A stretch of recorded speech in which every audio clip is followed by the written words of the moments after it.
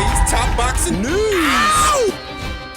Okay, we'll start with this. It's official. Reigning undisputed featherweight champion Amanda Serrano is set to defend her titles in a rematch against New York's own Heather Hardy. Serrano will put her undisputed featherweight titles on the line against Heather Hardy in the co-main event of the Jake Paul vs. Nate Diaz card August 5th in Dallas, officials told ESPN on Thursday. Serrano beat Hardy, her fellow Brooklyn resident, in a grueling unanimous decision victory back in 2019, close to 4 years ago, to win the WBO title at featherweight. Heather was the WBO champion at that time. With a win in August, Serrano will seek a rematch with Katie Taylor in Taylor's home country of Ireland. The two fought last year in what was the first ever women's headliner at MSG and one of the biggest women's boxing matches ever. Serrano is promoted by Jake Paul's most valuable promotions. I believe this is a maintenance fight for Amanda. You have to remember that Amanda Serrano's coming off a hand injury. That's why she withdrew from the Katie Taylor fight. This rematch with Heather allows her to return to action whilst mitigating the risks. You don't want to have to be shaking off ring rust and cobwebs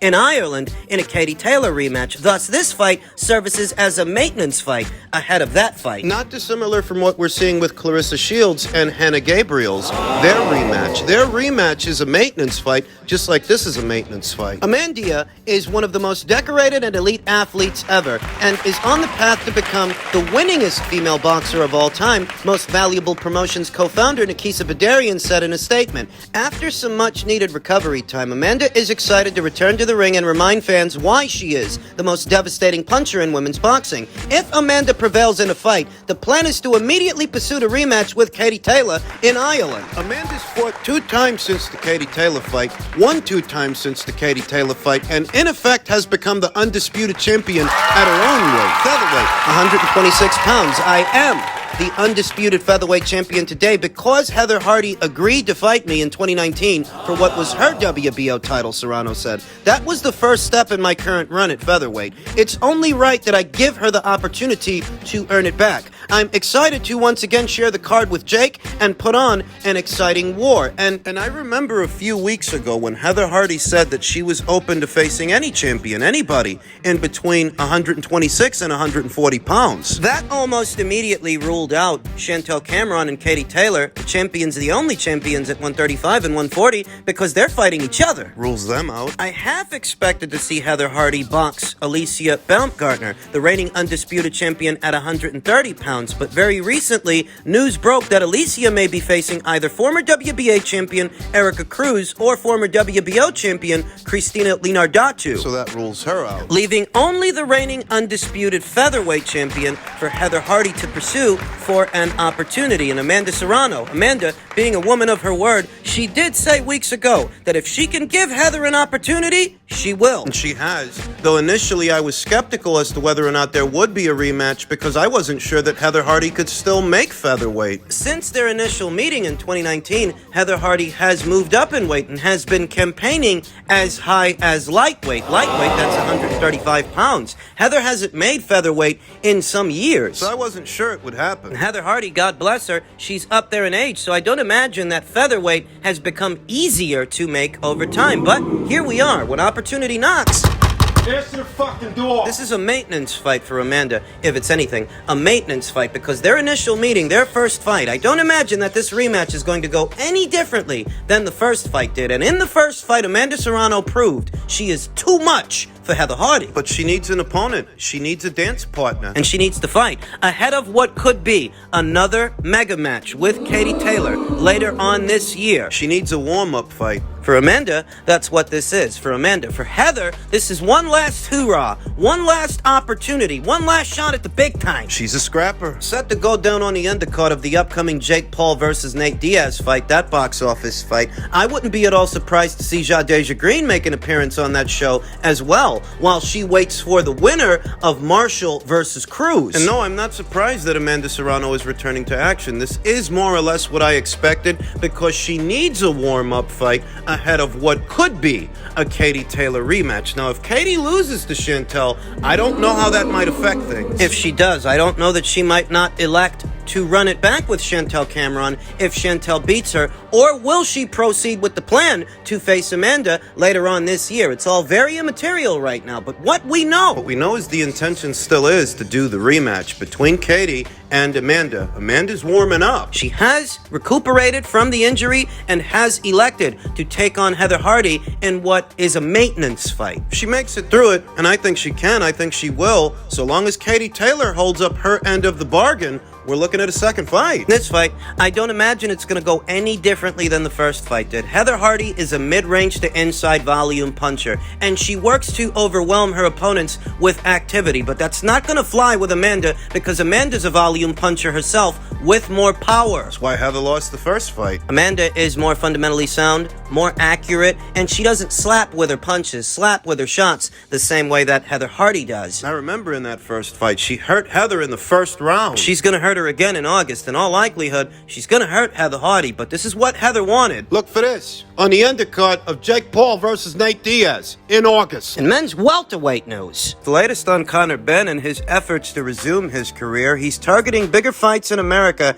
after second fall through of the Chris Eubank Jr. fight. They were going to try to resume those talks in Saudi, but the BBBOC put their foot down, simply stating that they would not approve of such a fight, and going through with it, even in a foreign country, could come with penalties for Chris Eubank Jr. and really any fighter that decides to fight Conroy. Any fighter that plans on boxing on British soil. 26-year-old Conroy is currently in Los Angeles helping his stablemate John Rydier prepare for his title shot against undisputed super middleweight champion Canelo Alvarez this Saturday in Guadalajara, Mexico. All right. Despite the Eubank fight failing to materialize once again, Ben is confident that he will land a big fight soon. His promoter, Eddie Hearn, has stated that June 17th is the working date. Hearn has cited the Middle East and the United States as possible venues for Ben's return. Ben cannot box in England as he is currently under provisional suspension by the UK anti-doping and does not have a license with the British Boxing Board of Control, with whom he continues to butt heads. Not disappointing at all, Ben said of the next fight with Eubank in an interview. Listen, everything happens for a reason. If it's for me, it won't pass me. There's other fights out there to be made. There's other big names, bigger names, that have been mentioned, so I'm really on the title hunt this year. That's the plan for me. I just trust in my team to let them do what they've got to do, and I'll just do my part and stay ready. With his domestic prospects muddled, Ben figures he might have better luck taking over the American boxing scene. The welterweight titleists are currently Nebraska's Terrence Crawford and Texas's Errol Spence Jr. Two guys that have been missing in action the entirety of this year. Rumor has it they're supposed to be negotiating a fight between each other, but we've been hearing that for how long now? And while they do that, Terrence Crawford's mandatory challenger, Alexis Rocha, has booked himself a fight. No word on what former champion Keith Thurman is up to, but he was supposed to be fighting Errol till these talks started. These rumors. Meanwhile, Conor Benn says, I can fight tomorrow. We're sorting out some big fights now. There are big names. The Manny Pacquiao fight, the Kell Brooks, but I'm looking more towards titles. I'm not coming back for, I can't even say coming back. I've been here. Just give me whoever. He's talking about alphabet titles, but there are no alphabet titles available for him to fight for. No champions either. So I don't know what all this talk about titles is about. At this point, it's just about getting Conor Benn a fight, allowing him to resume his career against anybody, really, even if it's just on an undercard. Yeah. I've been number one in Britain for the past 2 years. Maybe it is me coming over here to America and cleaning up over here. There's no one domestically for me, whoever my team put in front of me. But I ain't coming back for no easy fight. We'll see about that. There's talk of Manny Pacquiao potentially fighting Conor Benn in the Middle East. He also happened to mention Kell Brook, but Kell Brook could just as easily wind up fighting the winner of Eubank versus Smith too. Good. This entire banned substance fiasco and this rift with the BBBOC and UCAD. It's costed Conor Benn all the momentum in his career, all traction, and he very recently reflected upon that in an interview. All right, it's been hard. It's been extremely hard, and sometimes I have to take a step back and look at the whole picture. And I sort of see from the public's view. I do get it fully, and it's taken time because I was so angry, bitter, and upset about the whole situation. But everyone knows me and knows I wear my heart on my sleeve, and it's just the way I am. I'm just I'm an emotional guy and I act on emotion. So for me, it's like I struggle to accept it. But you know, I completely get it from the public's point of view. You know, so it's been hard, it's been challenging, but you know, all the greats have gone through adversity at some stage in their career. You know, so this ain't the end of me. You know, I never accepted it to be the end. You know, if anything, I worked extremely hard during this period and excited to show everyone what I've been working on. You know, I want a world title this year. That goes without question. Among the names being thrown around for a potential Conor Benn fight is former unified welterweight champion Keith Thurman, who doesn't seem otherwise preoccupied with anything right now, and it's been over a year since his last fight. The Mario Barrios fight, the one fight that he's had in close to 4 years. He's had one fight in 3 years, approximately one fight in 3 going on 4 years, and that fight was over a year ago. When it comes to Keith Thurman, Conor Benn said, last time we tried to make the fight, he said he didn't know who I was, which is beyond me because everybody, especially in the welterweight division, knows who I am. So let's make the fight. There was a time when a Conor Benn versus Keith Thurman fight would have seemed all but preposterous, though if the rumors are true and Terrence Crawford and Errol Spence Jr. are busy negotiating a fight with each other, that makes Keith Thurman, the former champion, the odd man out.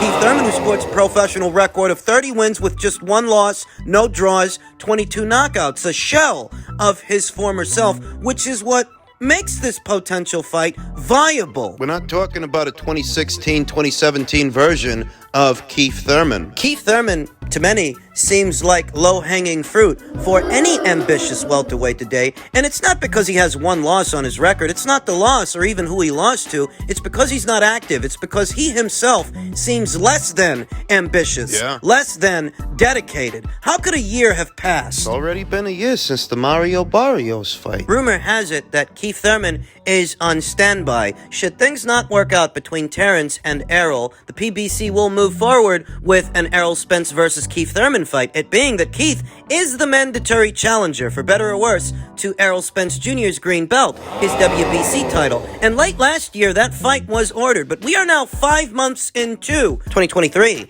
and Keith Thurman is little more than a plan B, a contingency for Errol Spence Jr. Is that what he thinks of himself these days? Is that what he thinks of his career? He's happy. He's satisfied being a plan B for Errol. It's not because he lost the Manny Pacquiao fight over 3 years ago. It's because over 3 years later, he's only fought once, that he seems all but a quasi-retired fighter who just doesn't have it anymore. That a Conor Benn fight could actually be competitive. Conor's younger, Conor's fresher. In truth, I could go for Conor Benn versus Keith Thurman in America more than I'd go for Conor Benn versus Manny Pacquiao in the Middle East, or Conor Benn versus Brook. I'd be more interested in seeing Conor fight Keith than those guys. I'd be more interested, but what about Keith? Is Keith Thurman interested? Is he receptive to a Conor Benn fight? And even if he is, does he actually have the autonomy to accept it? Because it would undoubtedly go down on the matchroom side of things. Keith Thurman's career has been riddled with injuries and inactivity for years. This isn't a recent development. I remember that he only fought once in the year of 2016, only once in the year of 2017. After 2017, after the Danny Garcia fight, he missed close to 2 years. Comes back, goes life and death with Josecito Lopez, loses to Manny Pacquiao, sits out another 2 years. Comes back, he fights Mario Barrios, he sits out for another year. Quasi-retired. Eddie Hearn is willing to put some money in that guy's pocket if he's willing to fight his young charge, Conor Benn. And Conor Benn versus Keith Thurman, in spite of all the momentum that Keith Thurman has lost in his own career, and Conor, if you put them together, it's an intriguing enough situation that people will pay to see it. But is Keith Thurman receptive to such a fight? And even if he is receptive, does he actually have the autonomy to accept it? He's not otherwise preoccupied with anything else, but that hasn't stopped him from taking long holidays away from the sport. He's one of several guys in the running for a Conor Benn fight, but then again, so is Manny Pacquiao, who might need to fight in the foreseeable future because he's amassed some hefty legal woes. Manny Pacquiao KO'd in court. Paradigm Sports has been awarded $5.1 million in breach of contract lawsuit. A lawsuit that started well over a year ago. I wasn't even aware this was still going on. Paradigm Sports Management was awarded $5.1 million in damages against the former 8th Division champion upon the conclusion of a jury trial held in an Orange County, California court. The 12-person jury voted 9-3 in favor of Paradigm in its breach of contract lawsuit filed in June of 2021. The settlement amount was based on roughly $1.8 million in damages and an advanced payment of $3.3 million to Pacquiao upon entering an agreement with Paradigm in early spring of 2021. The civil suit was filed shortly after the Filipino icon announced plans. The people at Paradigm were working on a Mikey Garcia fight that was supposed to happen on DAZN. But Manny Pacquiao decided to go in a different direction. The Filipino icon announced plans to instead face unbeaten and unified welterweight champion Errol Spence Jr. Despite a 4-fight agreement with Paradigm, today's ruling was the realization of his wrongdoing. Manny Pacquiao might really need to fight Conor Benn. He's gonna need the money. The legal battle began in June of 2021 when it was learned that Pacquiao was not going to honor the prior signed and lucrative agreement with Paradigm. The lawsuit claimed that the two parties agreed to a 4-fight deal that was to include a fight between Manny Pacquiao and Mikey Garcia. Paradigm anticipated such an announcement in spring of 2021 when Pacquiao revealed that he had big news to share with his fans. Instead came the surprise reveal that the full-time senator was going to challenge for Spence's WBC and IBF welterweight titles atop a Fox Sports pay-per-view event. You know, I knew about the lawsuit at that time, but I wasn't aware that Paradigm had advanced Manny Pacquiao $3.3 million. The news prompted Paradigm and Audi Attar to take action to protect their investment. Legal action. Paradigm was unsuccessful in blocking the event, but remained confident of securing a legal victory. Ironically, Pacquiao was never afforded the chance to face Spence, who was pulled from the card just 11 days prior to the event after a pre-fight medical examination discovered a torn retina. Replacing the unbeaten southpaw was Yordenis Ugas, who earlier in 2021 was upgraded to WBA Super. Remember, they demoted Manny to a champion in recess, having not fought since the Thurman fight in 2019, and they elevated Yordenis Ugas to full champion. Fast forward, Manny inks a deal to fight Spence, but he doesn't get to fight him. He didn't make the money facing Ugas that he could have made facing Spence. That pay-per-view didn't sell well. A last-minute replacement that nobody knows. Now he's got these legal fees to deal with. He may very well have to fight Conor Benn just to pay this off. He's never had the mind for business. Manny Pacquiao, he's never been the best at keeping his affairs sorted. Now that inconvenient truth has come back to bite him in the ass.